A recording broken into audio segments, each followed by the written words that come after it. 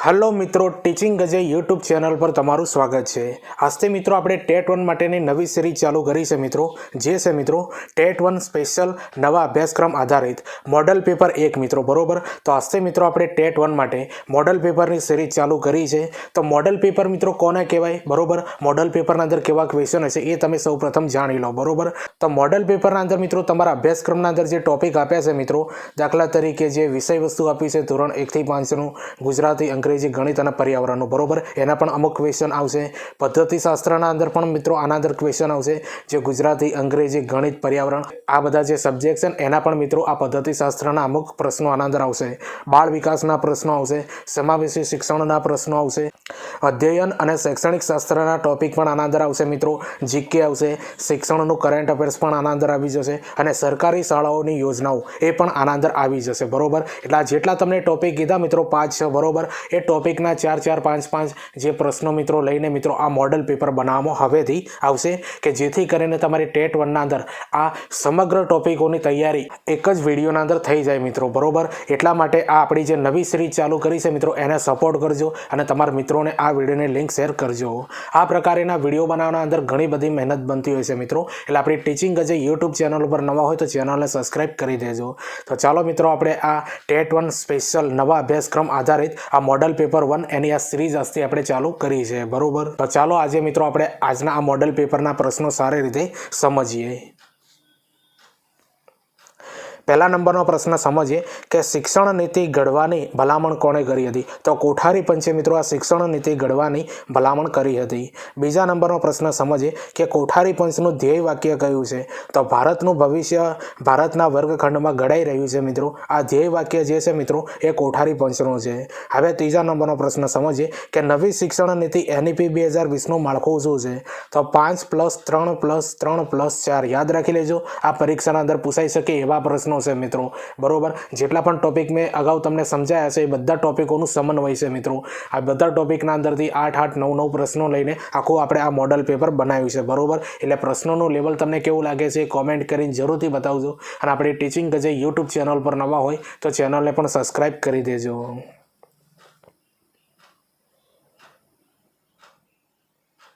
હવે ચોથા નંબરનો પ્રશ્ન સમજીએ કે NEP 2020 કયા બિલ દ્વારા પ્રસાર કરવામાં આવી છે, તો NEP 2020 જે છે મિત્રો એ કયા બિલ દ્વારા પ્રસાર કરવામાં આવી હતી, તો NHEB યાદ રાખજો, એનું નામ છે NHEB, એનું ફૂલ નેમ થાય છે મિત્રો નેશનલ હાયર એજ્યુકેશન બિલ દ્વારા આ NEP 2020 ને મિત્રો પસાર કરવામાં આવી હતી અને આ પ્રશ્નો છે ને મિત્રો તમારી ટેટ 1 ના અંદર 100% પૂછાશે। હવે પાંચમા નંબરનો પ્રશ્ન સમજીએ કે NEP 2020નો ડ્રાફ્ટ બનાવવાની શરૂઆત કોણે કરી હતી, તો TSR સુબ્રમણ્યમે કરી હતી મિત્રો NEP 2020નો ડ્રાફ્ટ બનાવવાની શરૂઆત, બરોબર, TSR સુબ્રમણ્યમ।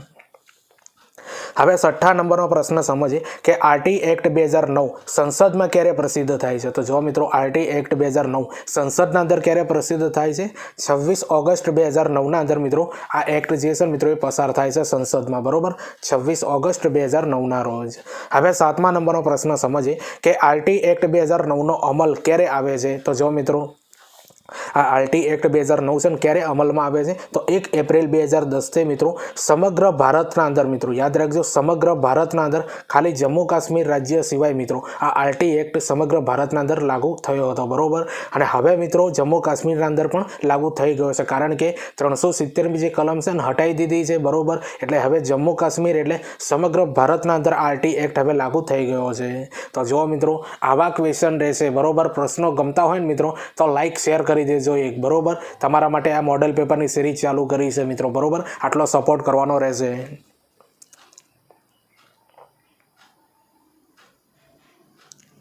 હવે આઠમા નંબરનો પ્રશ્ન સમજીએ નો ડિટેન્શન પોલિસી બાળકોને નપાસ કરવા, બરોબર, યાદ રાખજો, નો ડિટેન્શન પોલિસી જેને કહેવાય છે બાળકોને નપાસ કરવા RT એક્ટ 2009 ની કઈ કલમમાં આપેલું છે કે બાળકને નપાસ ન કરવું, તો કલમ 16 ના અંદર એવું કહેવામાં આવ્યું છે મિત્રો નો ડિટેન્શન પોલિસી આપેલી છે કે બાળકોને નપાસ ન કરો, પણ તમને ખબર છે મિત્રો હવેથી ધોરણ 5 અને ધોરણ 8 ના અંદર પણ તમે નપાસ કરી શકો છો, આટલી બાબત યાદ રાખજો। હવે 9મા નંબરનો પ્રશ્ન સમજીએ કે ખાનગી ટ્યુશન પર પ્રતિબંધ RT એક્ટ 2009 ની કઈ કલમમાં આપેલું છે, તો જો મિત્રો ખાનગી ટ્યુશન પર પ્રતિબંધ RT એક્ટ 2009 ની કઈ કલમમાં આપેલું છે, તો કલમ 28 ના અંદર મિત્રો ખાનગી ટ્યુશન પર પ્રતિબંધ, બરોબર, જે આ કલમ છે ને RT એક્ટ 2009 ની 28મી કલમ છે જેના અંદર એવી માહિતી આપી છે મિત્રો કે શિક્ષક ખાનગી ટ્યુશન ન કરાવી શકે, બરોબર, એના પર પ્રતિબંધ છે. હવે 10મા નંબરનો પ્રશ્ન સમજીએ કે વિદ્યાર્થીની ફરિયાદનું નિવારણ આરટી એક્ટ 2009ની કઈ કલમમાં આપેલું છે? તો કલમ 32ના અંદર આપેલું છે મિત્રો વિદ્યાર્થીની ફરિયાદનું નિવારણ. તો જો મિત્રો આરટી એક્ટ 2009ની જે આ કલમો છે ને મહત્વની કલમો છે, જે પરીક્ષાના અંદર તમારી 100% પૂછાઈ શકે છે. હવે 11મા નંબરનો પ્રશ્ન સમજીએ કે ગુજરાતમાં પ્રજ્ઞા અભિગમની શરૂઆત ક્યારે કરવામાં આવી? તો જૂન 2010થી મિત્રો ગુજરાતના અંદર પ્રજ્ઞા અભિગમની શરૂઆત કરવામાં આવી હતી. હવે 12મા નંબરનો પ્રશ્ન સમજીએ કે માઇક્રો ટીચિંગની ભારતમાં શરૂઆત કયા વર્ષે થઈ હતી? તો જો મિત્રો માઇક્રો ટીચિંગની શરૂઆત ભારતમાં ક્યારે થઈ હતી? 1967માં થઈ હતી. ક્યારે થઈ હતી? 1967માં. હવે 13મા નંબરનો પ્રશ્ન સમજીએ કે માઇક્રો ટીચિંગના એક ચોક્કસ કૌશલ્ય માટેની સાયકલ પૂર્ણ થવામાં કુલ કેટલો સમય લાગે છે? તો જો મિત્રો આખું જે પાઠ આયોજન હોય છે ને, જે 1 તાસ મિત્રો 36 મિનિટનો હોય છે, યાદ રાખી લેજો, પરીક્ષાના અંદર ડાયરેક્ટ આવો ક્વેશ્ચન પૂછાઈ શકે. હવે 14મા નંબરનો પ્રશ્ન સમજીએ કે એલન ડ્વાઇટ કઈ યુનિવર્સિટીના પ્રોફેસર હતા? તો એલન ડ્વાઇટ જે છે ને મિત્રો એ કેલિફોર્નિયા યુનિવર્સિટીના પ્રોફેસર હતા, એલન ડ્વાઇટ, બરોબર, જેમણે માઇક્રો ટીચિંગની શોધ કરી હતી. હવે 15મા નંબરનો પ્રશ્ન સમજીએ કે માઇક્રો ટીચિંગમાં પ્રતિપોષણ કોણ આપી શકે છે? સહતાલીમાર્થી અને અધ્યાપક આ બંને વ્યક્તિઓ હોય છે ને મિત્રો એ માઇક્રો ટીચિંગમાં પ્રતિપોષણ આપી શકે છે, કરી શકે છે, બરોબર. હવે 16મા નંબરનો પ્રશ્ન સમજીએ કે માઇક્રો ટીચિંગને સફળ બનાવવા કયું સાધન સૌથી વધુ અસરકારક અને ઉપયોગી છે? તો વિડીયો ટેપ છે. શું છે? Video tape. હવે 17મા નંબરનો પ્રશ્ન સમજીએ કે માઇક્રો ટીચિંગનો ઉદ્ભવ કયા વર્ષે થયો હતો? તો માઇક્રો ટીચિંગનો ઉદ્ભવ જે છે ને મિત્રો 1963માં થયો હતો. ક્યારે થયો હતો? 1963ના અંદર આ માઇક્રો ટીચિંગનો ઉદ્ભવ થયો હતો. હવે 18મા નંબરનો પ્રશ્ન સમજીએ કે જી શાળાનું પૂરું નામ જણાવો. મિત્રો ખૂબ મહત્વનો પ્રશ્ન છે, તમારી પરીક્ષાના અંદર આ ક્વેશ્ચન આવી શકે છે કે જી શાળાનું પૂરું નામ જણાવો. તો ગુજરાત સ્ટુડન્ટ્સ હોલિસ્ટિક, યાદ રાખજો મિત્રો, Gujarat students holistic adaptive learning app, બરોબર, એડેપ્ટિવ લર્નિંગ એપ મિત્રો આ જી શાળાનું પૂરું નામ છે, બરોબર, Gujarat student holistic adaptive learning app. હવે 19મા નંબરનો પ્રશ્ન સમજીએ કે નિપુણ ભારત અંતર્ગત FLN શું છે મિત્રો? તો FLNનું ફૂલ નેમ છે મિત્રો, તમારી પરીક્ષાના અંદર પૂછાઈ શકે છે કે ફાઉન્ડેશનલ લિટરેસી એન્ડ ન્યુમેરેસી. યાદ રાખી લેજો, FLNનું પૂરું નામ થાય છે મિત્રો ફાઉન્ડેશનલ લિટરેસી એન્ડ ન્યુમેરેસી. હવે 20મા નંબરનો પ્રશ્ન બહુ મહત્વનો પ્રશ્ન છે કે નિપુણનું પૂરું નામ જણાવો. તો નિપુણનું પૂરું નામ થાય છે મિત્રો નેશનલ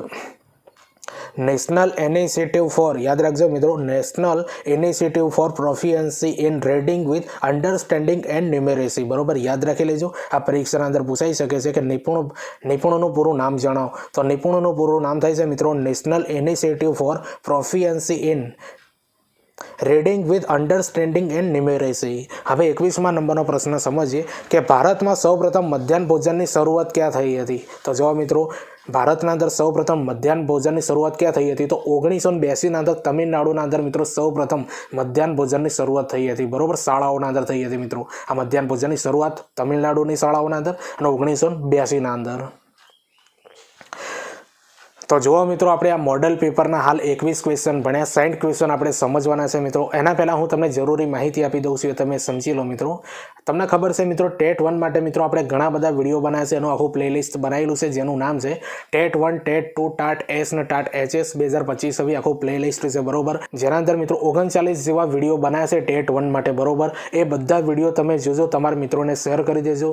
એ 39 વિડીયોના અંદર મિત્રો બધા ટોપિક કવરઅપ કરી દીધા છે. 3-4 ટોપિક બાકી છે મિત્રો, એના વિડીયો પણ હું બનાવી દઈશ, બરોબર. એટલે એ બધા વિડીયો તમારે જોવા હોય તો ચેનલ પર જઈને પણ જોઈ શકો છો, અથવા આ વિડીયો જ્યારે પૂરું થશે એની એન્ડ સ્ક્રીન ઉપર આખું પ્લેલિસ્ટ આપી દે મિત્રો, ત્યાંથી પણ તમે બધા વિડીયો જુઓ, તમારા મિત્રોને શેર કરી દેજો. અને હા, આ વિડીયો મિત્રો તમને ગમતું હોય તો લાઇક અને શેર 100% કરજો, અને આપણી ટીચિંગ ગજે યુટ્યુબ ચેનલને પણ સબસ્ક્રાઈબ કરી દેજો.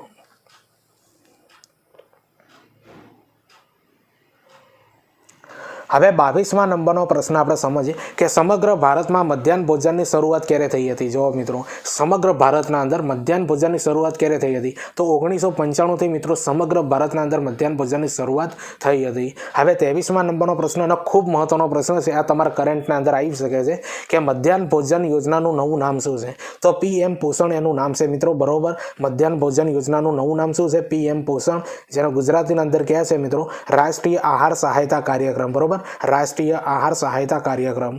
हवे 24 नंबरનો प्रश्न समझिए एक वर्षમાં ઓછામાં ઓછા કેટલા દિવસ મધ્યાહન ભોજન આપવાની જોગવાઈ છે? તો જો મિત્રો એક વર્ષના અંદર ઓછામાં ઓછા કેટલા દિવસ મધ્યાહન ભોજન આપવાની જોગવાઈ છે? 200 દિવસ સુધી આપવાનું મિત્રો। કેટલા દિવસ સુધી આપવાનું? 200 દિવસ સુધી આપવાની જોગવાઈ છે। હવે 25મા નંબરનો પ્રશ્ન સમજીએ કે ગુજરાત રાજ્યમાં એસએસએની શરૂઆત ક્યારે થઈ? તો 2001ના અંદર મિત્રો ગુજરાત રાજ્યના અંદર એસએસએની શરૂઆત થઈ હતી। હવે 26મા નંબરનો પ્રશ્ન સમજીએ કે એસએસએનું સૂત્ર કયું છે? તો સૌ ભણે સૌ આગળ વધે, એ જે છે મિત્રો એ એસએસએનું સૂત્ર છે, બરોબર। સૌ ભણે સૌ આગળ વધે।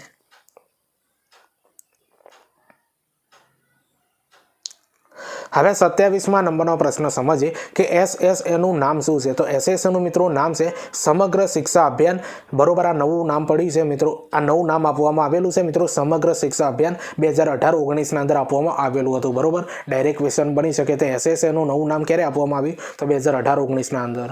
હવે 28મા નંબરનો પ્રશ્ન સમજીએ કે માતૃભાષાના પ્રવર્તમાન અભ્યાસમાં મુખ્ય 5 હેતુઓ કયા છે? તો જો મિત્રો હવે જે આ પ્રશ્નો ચાલુ થાય છે ને એ તમારા પદ્ધતિશાસ્ત્રના ચાલુ થાય છે, બરોબર। તમને કહ્યું મિત્રો આગળ કે મોડેલ પેપરના અંદર તમારા જેટલા પણ ટેટ 1ના અંદર ટોપિક આપ્યા છે એ દરેક ટોપિકના પ્રશ્નો લઈ લેવામાં આવશે અને આ રીતની મોડેલ પેપરની સિરીઝ મિત્રો ચાલુ રહેશે અને મોડેલ પેપરની સિરીઝ મિત્રો અમુક સમયે તમારા મોડેલ પેપર મેકાતા રહેશે ચેનલ ઉપર, બરોબર। એટલા માટે આપણી યુટ્યુબ ચેનલને સબસ્ક્રાઇબ કરી દેજો, બરોબર। એટલે આનો જવાબ સમજીએ મિત્રો કે માતૃભાષાના પ્રવર્તમાન અભ્યાસક્રમમાં મુખ્ય 5 હેતુઓ કયા છે? તો એક છે મિત્રો અર્થગ્રહણ, અભિવ્યક્તિ અને પ્રત્યાયન, પછી સર્જનાત્મકતા, પછી આપી છે મિત્રો વ્યવહારિક ઉપયોજન અને લાસ્ટમાં આપી છે તાર્કિક ચિંતન। આ બધા જે છે મિત્રો એ માતૃભાષાના પ્રવર્તમાન અભ્યાસક્રમના અંદર મુખ્ય 5 હેતુઓ છે। હવે 29મા નંબરનો પ્રશ્ન સમજીએ કે ભાષા શિક્ષણ માટે માતૃભાષાના પાઠ્યપુસ્તકમાં કૃતિ એ શું છે? તો કૃતિને મિત્રો માધ્યમ કહેવાય છે। શું કહેવાય છે? કૃતિ એ મિત્રો માધ્યમ છે। હવે 30મા નંબરનો પ્રશ્ન સમજીએ કે અર્થગ્રહણ એ અભિવ્યક્તિનું શું છે? તો અર્થગ્રહણ એ અભિવ્યક્તિનો મિત્રો પાયો છે। શું છે? પાયો છે। હવે 31મા નંબરનો પ્રશ્ન સમજીએ કે પ્રવર્તમાન સમયમાં પ્રાથમિક શાળાઓમાં કેવા અભ્યાસક્રમની અમલીકૃતિ થઈ છે? તો જો મિત્રો પ્રવર્તમાન સમયના અંદર પ્રાથમિક શાળાઓના અંદર કેવા અભ્યાસક્રમની અમલીકૃત થઈ છે? તો હેતુ કેન્દ્રી મિત્રો હવે બધો અભ્યાસક્રમ શાળાઓના અંદર આવ્યો છે, બરોબર। કેવો છે? હેતુ કેન્દ્રી અભ્યાસક્રમ।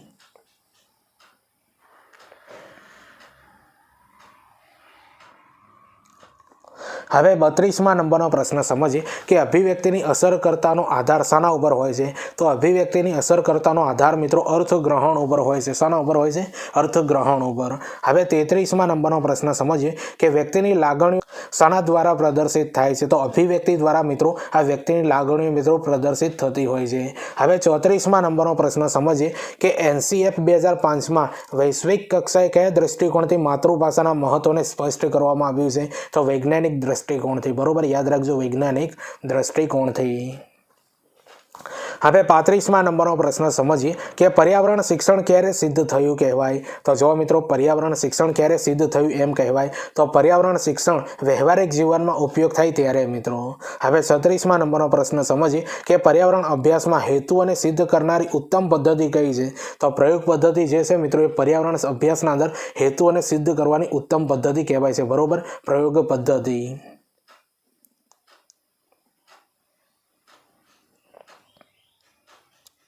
હવે 37મા નંબરનો પ્રશ્ન સમજીએ કે પર્યાવરણ શિક્ષણની ગુણવત્તા સુધારવા કઈ પદ્ધતિનો ઉપયોગ થાય છે? તો જો મિત્રો પર્યાવરણ શિક્ષણની ગુણવત્તા સુધારવી હોય ને તો કઈ પદ્ધતિનો ઉપયોગ થાય છે? સર્વેક્ષણ પદ્ધતિનો ઉપયોગ થાય છે।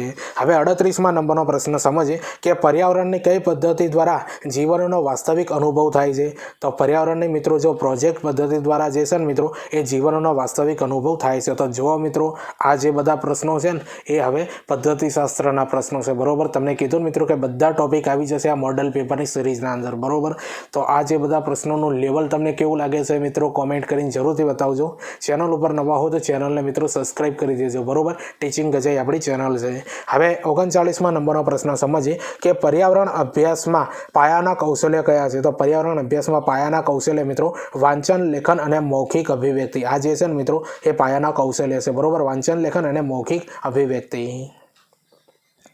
હવે 40મા નંબરનો પ્રશ્ન સમજીએ પર્યાવરણ મૂલ્યાંકનના પ્રકાર જણાવો. તો પર્યાવરણ મૂલ્યાંકનના પ્રકાર છે મિત્રો ઔપચારિક તથા અનૌપચારિક મૂલ્યાંકન, પ્રગતિમૂલક અને પરિપાકમૂલક મૂલ્યાંકન. બરોબર, યાદ રાખી લેજો, પરીક્ષાના અંદર પૂછાશે કે પર્યાવરણ મૂલ્યાંકનના પ્રકારો કયા છે. તો ઔપચારિક તથા અનૌપચારિક મૂલ્યાંકન, પ્રગતિમૂલક અને પરિપાકમૂલક મૂલ્યાંકન. યાદ રાખી લેજો, પરીક્ષાના અંદર પૂછાય એવા પ્રશ્નો છે.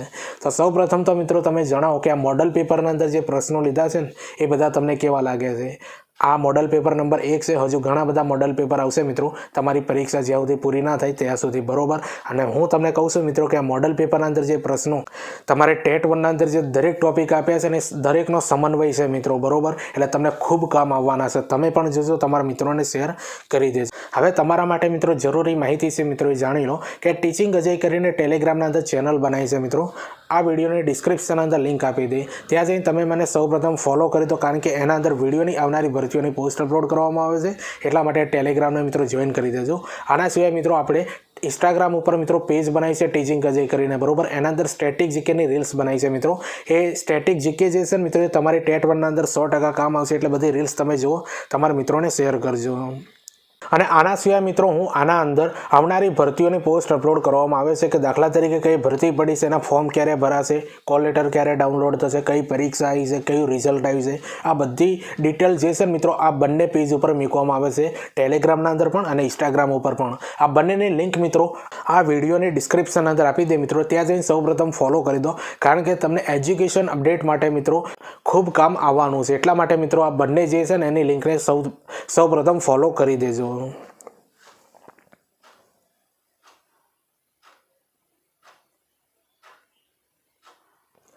હવે 41મા નંબરનો પ્રશ્ન સમજીએ કે ગણિત શિક્ષણ દ્વારા બાળકોમાં કેવા ગુણ વિકાસ પામે છે. તો જો મિત્રો ગણિત શિક્ષણ દ્વારા બાળકોના અંદર કેવા ગુણ વિકાસ પામે છે. ચોકસાઈ, એકાગ્રતા, પ્રત્યાયન અને ધીરજ, આવા ગુણો જે છે ને મિત્રો એ આપણે ગણિત શિક્ષણ દ્વારા બાળકોના અંદર વિકાસ પામે છે. બરોબર, તો જો મિત્રો આ ગણિતના પદ્ધતિશાસ્ત્રના પ્રશ્નો હવે ચાલુ થઈ ગયા. ઉપર આપણે ગુજરાતી પર્યાવરણના જોઈએ, હવે ગણિતના આવ્યા. હવે 42મા નંબરનો પ્રશ્ન સમજીએ કે ગણિત શિક્ષણ દ્વારા બાળકોમાં કેવી શક્તિઓનો વિકાસ થાય છે. તો જો મિત્રો ગણિત શિક્ષણ દ્વારા બાળકોમાં કેવી શક્તિઓનો વિકાસ થાય છે. નિર્ણય શક્તિ, તર્ક શક્તિ અને અવલોકન શક્તિ, આ 3 શક્તિનો વિકાસ થાય છે ગણિત શિક્ષણ દ્વારા. હવે 43મા નંબરનો પ્રશ્ન સમજીએ કે ગણિત શિક્ષણ દ્વારા બાળકોમાં કેવા કૌશલ્યો વિકાસ પામે છે. તો ગણિત શિક્ષણ દ્વારા મિત્રો બાળકોના અંદર ગણન, માપન અને અંદાજ ગાંઠવો અને સમસ્યા ઉકેલ, આ બધા ગુણોનો મિત્રો વિકાસ પામતો હોય છે. આ બધા કૌશલ્યોનો વિકાસ પામે છે. બરોબર, ગણન, માપન અને અંદાજ ગાંઠવો, સમસ્યા ઉકેલ, કૌશલ્યોનો વિકાસ પામે છે. હવે 44મા નંબરનો પ્રશ્ન સમજીએ કે ગાણિતિક જ્ઞાનના સ્વરૂપો કયા કયા છે. તો ગાણિતિક જ્ઞાનના સ્વરૂપો મિત્રો સંકલ્પનાત્મક જ્ઞાન, કાર્યપ્રણાલીગત જ્ઞાન. બરોબર, આ બંને છે મિત્રો એ જ્ઞાનના સ્વરૂપો છે. બરોબર, સંકલ્પનાત્મક જ્ઞાન અને કાર્યપ્રણાલીગત જ્ઞાન.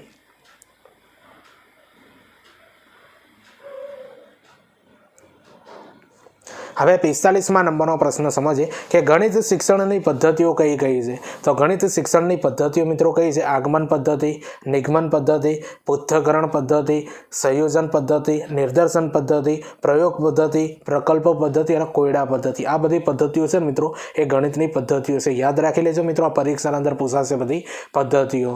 હવે 46મા નંબરનો પ્રશ્ન સમજીએ કે સમાવેશી શિક્ષણ એટલે શું. તો જો મિત્રો હવે સમાવેશી શિક્ષણના ક્વેશ્ચન ચાલુ થયા છે. મેં તમને કીધું હતું આ મોડલ પેપરના અંદર તમારા અભ્યાસક્રમના અંદર જેટલા પણ ટોપિક આવ્યા છે ને એ બધા ટોપિકના પ્રશ્નો આવી જશે. અને આવી રીતે મિત્રો આ મોડલ પેપરની સિરીઝના અંદર આગળ વધારીશું મિત્રો, અને દરેક ટોપિકના પ્રશ્નો નવા તમારા માટે લાવીશું મિત્રો, કે જેથી કરીને ટેટ 1ના અંદર તમે સારા માર્ક્સ લાવીને મિત્રો નોકરી મેળવી શકો. તો પ્રશ્ન સમજીએ મિત્રો 47મો, સમાવેશી શિક્ષણ એટલે શું. તો સૌ બાળકોને કોઈ પણ જાતનો ભેદભાવ વગર શિક્ષણ મેળવવાની સમાન તક મળે તેવી વ્યવસ્થા. જો મિત્રો જે બાળકો હોય ને મિત્રો એના જાતિ, ધર્મ, રંગ ભેદ વગર, કોઈ પણ જાતનો મિત્રો ભેદભાવ વગર કર્યા વગર દરેક બાળકને મિત્રો એક જ શાળાના અંદર એક જ શિક્ષક ભણાવે મિત્રો, એવી આ સુવિધા કરવાની છે સમાવેશી શિક્ષણના અંદર. હવે 47મા નંબરનો પ્રશ્ન સમજીએ કે આરટી એક્ટ 2009 અમલીકૃત બનતા શું થાય છે મિત્રો. જો આરટી એક્ટ 2009 અમલીકૃત બનતા શિક્ષણ એ પ્રત્યેક બાળકોનો વિકાસ બન્યો છે. બરોબર, શિક્ષણ એ પ્રત્યેક બાળકનો વિકાસ ક્યારે બન્યો છે કે આરટી એક્ટ 2009નું અમલીકરણ બન્યું ત્યારે. હવે 48મા નંબરનો પ્રશ્ન સમજીએ કે બહિષ્કૃતિકરણ એટલે શું? તો બહિષ્કૃતિકરણ એટલે મિત્રો કેટલાક જૂથોને ઇરાદાપૂર્વક બહિષ્કૃત કરી શિક્ષણથી વંચિત રાખવાની પ્રક્રિયા, આને મિત્રો બહિષ્કૃતિકરણ કહેવાય છે. તો જો મિત્રો સમાવેશી શિક્ષણના અંદર આ લેવલના પ્રશ્નો પૂછાશે અને સમાવેશી શિક્ષણ મિત્રો આમે પણ તમારી પરીક્ષાના અંદર 5 ગુણના અંદર પૂછાશે.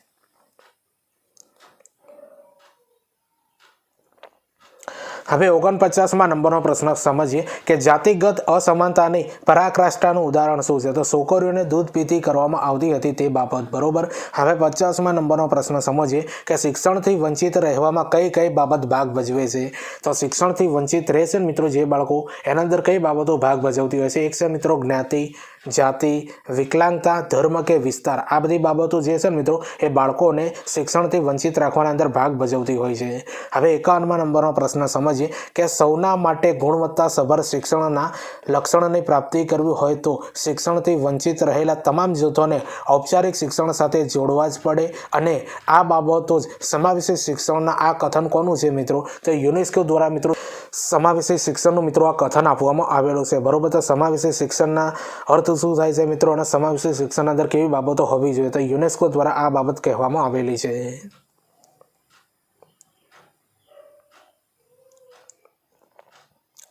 હવે 52મા નંબરનો પ્રશ્ન સમજીએ કે બાળક પોતાને ઇન્દ્રિયો દ્વારા શીખવું જોઈએ, બરોબર. બાળક છે ને એ પોતાને ઇન્દ્રિયો દ્વારા શીખવું જોઈએ. આ વ્યાખ્યા કોણે આપેલી છે? તો મોન્ટેસરીએ મિત્રો વ્યાખ્યા આપી છે કે બાળક પોતાની ઇન્દ્રિયો દ્વારા શીખવું જોઈએ. મોન્ટેસરીએ આ વ્યાખ્યા આપી છે. હવે 53મા નંબરનો પ્રશ્ન ખૂબ મહત્વનો છે કે પ્રોજેક્ટ પદ્ધતિની હિમાયતી કોણે કરી? તો જોન ડુઈએ મિત્રો પ્રોજેક્ટ પદ્ધતિની હિમાયતી કરી છે. હવે 54મા નંબરનો પ્રશ્ન સમજીએ કે વાર્તાનું શાસ્ત્ર, યાદ રાખજો મિત્રો, વાર્તાનું શાસ્ત્ર અને દિવા સ્વપ્ન જેવા ગ્રંથો કયા બાળ શિક્ષણ ચિંતકના છે? તો ગીજુભાઈ બધેકાના છે. કોના છે મિત્રો? ગીજુભાઈ બધેકાના. હવે 55મા નંબરનો પ્રશ્ન સમજીએ કે બાળ કેન્દ્રિત શિક્ષણ પદ્ધતિ માટે વિશ્વ પ્રસિદ્ધ ચિંતક કોણ છે? તો મોન્ટેસરી પદ્ધતિ, બરોબર. બાળ કેન્દ્રિત શિક્ષણ પદ્ધતિ માટે વિશ્વ પ્રસિદ્ધ ચિંતક કોણ છે મિત્રો? મોન્ટેસરી છે. હવે 56મા નંબરનો પ્રશ્ન સમજીએ કે રમતો દ્વારા આનંદમય શિક્ષણ આપવાની હિમાયતી કોણે કરી છે? તો રમતો દ્વારા આનંદમય શિક્ષણ આપવાની હિમાયતી કોણે કરી છે મિત્રો? ગીજુભાઈ બધેકાએ કરેલી છે. તો જુઓ મિત્રો આ બધા પ્રશ્નો જે છે ને મિત્રો એ મોડલ પેપરના અંદર તમને કેવા લાગ્યા, બરોબર. આ મોડલ પેપર 1 છે મિત્રો, બીજા હજુ મોડલ પેપર આવતા રહેશે, બરોબર. એટલે આપણી આ સિરીઝને મિત્રો 100% સપોર્ટ કરજો, તો તમારા માટે આના કરતાં પણ વધારે મોડલ પેપરો આવતા રહેશે, બરોબર. અને બીજું કે ચેનલ પર આપણે ઘણા બધા વિડીયો બનાવ્યા છે મિત્રો ટેટ 1 માટે, બરોબર. એની લિંક પણ આ વિડીયોની ડિસ્ક્રિપ્શન અંદર આખા પ્લેલિસ્ટની આપી છે, બરોબર. ત્યાંથી એ બધા વિડીયો તમે જોજો, તમારા મિત્રોને શેર કરી દેજો.